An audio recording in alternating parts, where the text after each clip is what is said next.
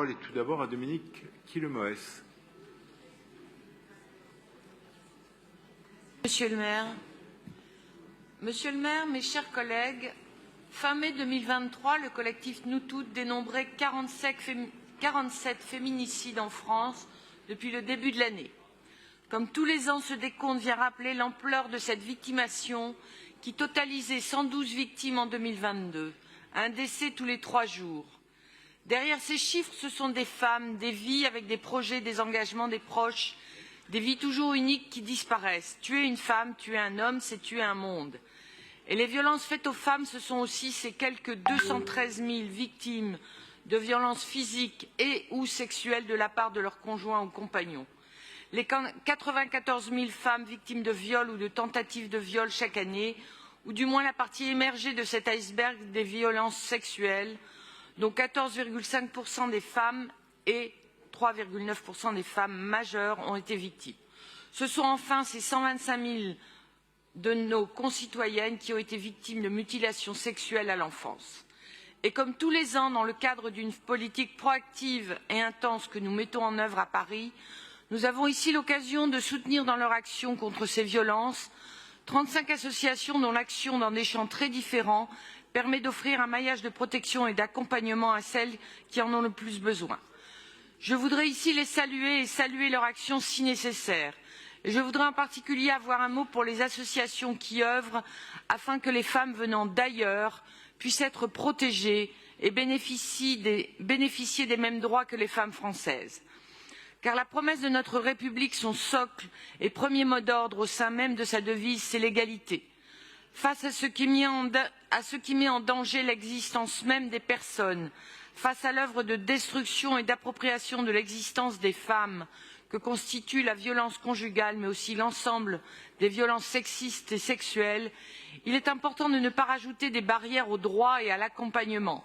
La langue, le statut au regard du séjour, la méconnaissance des recours et ressources et l'absence d'attache hors de la famille nucléaire sont autant de facteurs qui expliquent la nécessité de proposer pour ces femmes des actions spécifiques. Il y a de nombreuses actions menées au regard du droit des étrangers et du droit tout court par des associations spécialisées.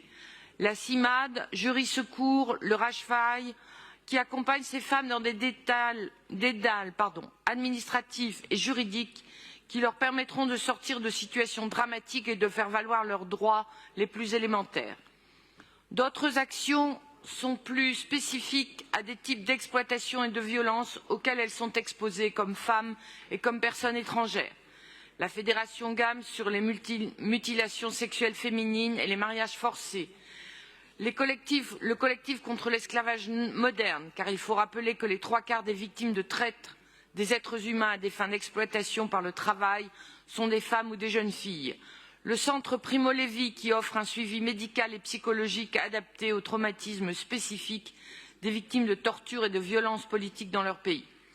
Certaines des actions soutenues concernent des actions de terrain dans les CHRS, les centres associatifs divers ancrés dans leur territoire au plus près des habitants et partout dans Paris. D'autres proposent des actions de sensibilisation ou de soutien par le biais de l'action culturelle. Et enfin, je voudrais dire un mot de toutes ces associations qui ont été créées pour et par les femmes issues d'ici et de là, entre entraide et autonomisation.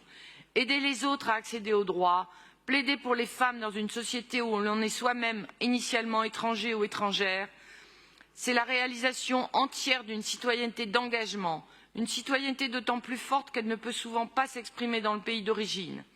En cette année particulière, en solidarité avec toutes les femmes iraniennes, je voudrais particulièrement saluer l'action de la Ligue des femmes iraniennes pour la démocratie, car la violence envers les femmes dans ce pays est une violence non seulement favorisée par l'État, mais de plus en plus perpétrée par l'État lui-même envers les filles et les femmes qui osent essayer d'être libres.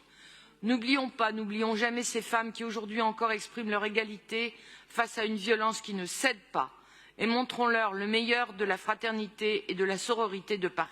Je vous remercie.